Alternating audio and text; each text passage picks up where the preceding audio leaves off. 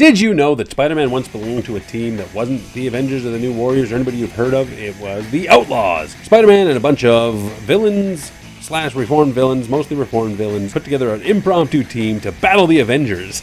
But it didn't start that way. Howdy folks, I'm Hossman Comics. How are you doing today? Like this video because you know you're going to. Subscribe because you want to come back. I feel like a shill for even just saying that, so do what you're gonna do. But please watch the video. Watch the whole thing. I need it.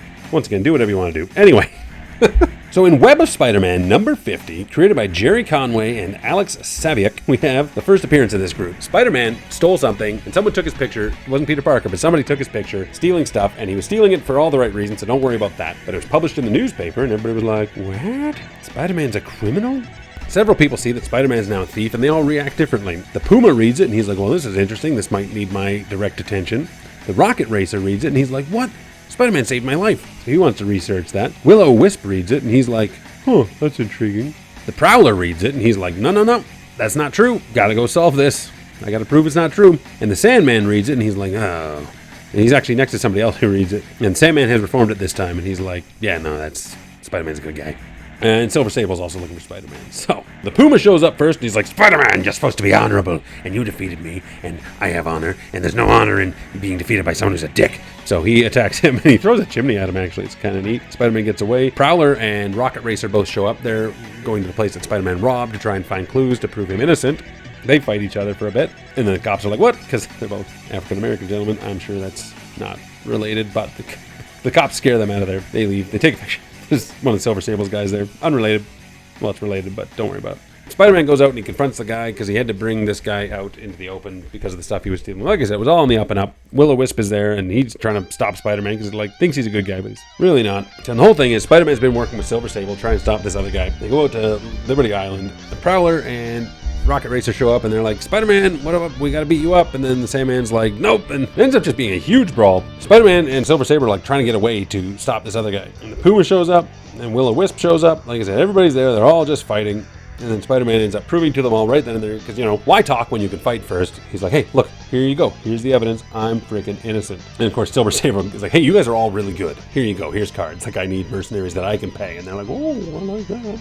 That's a quick rundown of how they all came together, even though that wasn't really a team up, but that's how they came together. That was the first appearance of the Outlaws. But who are each and every one of them, and did they go on to fight the Avengers? They did.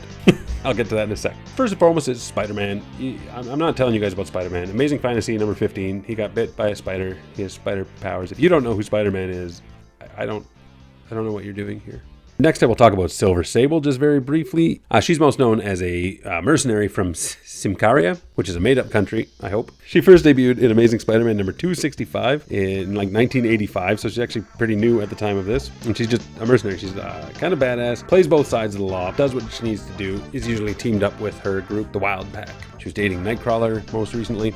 Puma is the first one that went after Spider-Man. He debuted just a little before Silver Sable in Amazing Spider-Man number 256, created by Tom DeFalco and Ron Frenz. His name is Thomas Fireheart. He's a Native American on a tribe. He's also a businessman, so he's rich and he's got access to helicopters and whatnot, but he is the sworn protector of his tribe. He's actually the result of 10 generations worth of genetic engineering performed by his tribe. He's the protector. He can transform into the Puma, which is a half mountain lion type guy with got heightened senses. He's like Sabretooth, but a little uglier and not as popular and more cat-like. Kind of a good guy, kind of a bad guy. Depends what you need at the time, but most of the time he's on the side of the angels. Talking about Rocket Racer next. When I think of Rocket Racer, I think of the Spider-Man animated series episode where he's just like, I'm a guy with a rocket racer, and Spider-Man's like, be a good guy, and he's like, okay.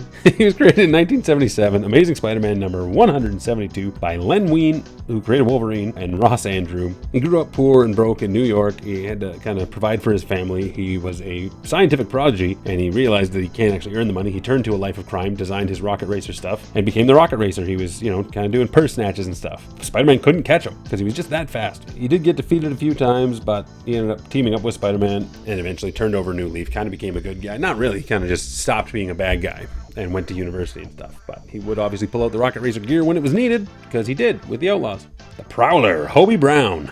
Hobart. His real name is Hobart, but he just goes by Hobie. I've always said Hobie, but then now he shows up and stuff and his name is Hobie. He's not the Prowler you're thinking of, Aaron Davis. He's the other Prowler. Anyway, Hobie Brown first debuted in Amazing Spider-Man number 78 in 1969. One of the oldest characters on this team, except for Sandman, created by Stan Lee himself and John Buscema, as well as John Romita Jr. He's a clever inventor himself. He was working as a window cleaner to pay the bills. He saw Daredevil fighting the Stiltman. He was inspired by Stiltman of all things to become like a costumed Prowler. He invented a bunch of special equipment and he just started sneaking in. He was stealing. Eventually he kind of retired and turned around thanks to Spider-Man, obviously. Will-O-the-Wisp is, I barely read anything with this guy. I've always considered him a lame villain. He's one of those jokes when you're talking about lame Spider-Man villains. You're like, oh, Will-O-the-Wisp. But he actually was created by Len Wein and Ross Andrew and first appeared in 1977 in Amazing Spider-Man's 167. He was a scientist doing some electromagnetic research for a brand, which is a subsidiary of Roxxon. Of course, there'd be an accident and he got hit by a bunch of science that would end up giving him power. He got hit by a high frequency that weakened the electromagnetic attraction between the molecules of his body, and then he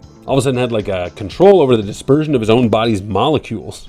But yeah, he just kind of showed up a few times, did a few things, nothing really of note. He showed up here, and then that was kind of it. He doesn't come back later when Spider-Man calls on the Outlaws to fight the Avengers. He doesn't bother calling Will-O-the-Wisp. I mean, there's really, the guy is just a one-note Spider-Man villain that's not even of note, so. Of course, the next is the Sandman, William Baker, Flint Marko, whatever his name actually is, William Baker. Or is it Flint Marko? He was created by Stan Lee, and he first debuted in Amazing Spider-Man number 4. He's one of the classic Spider-Man villains, right? His origin's kind of all over the place in various retellings, but he was caught in a thing. He was a criminal before he became Sandman, and he got caught in an experiment that turned him into sand, and he's like actually so much more powerful than people give him credit for. But then he eventually would kind of see the error of his ways, and he would become actually an Avenger. Well, he was a recruit for the Avengers. He was an Avenger in training, kind of, but that didn't pan out. But through the help of Spider-Man and the Thing, Sandman did turn over a new leaf. This was during that same period, so he was a good guy. He was a good guy for quite a bit of time. I have a lot of respect for the Sandman as a character, but unfortunately, people just returned to the status quo, and he's been a villain for some time again. That's a brief rundown on who everybody is. When did they show up again as the Outlaws? That would be Spectacular Spider-Man number 169, a couple years later. Due to some hijinks with a space phantom,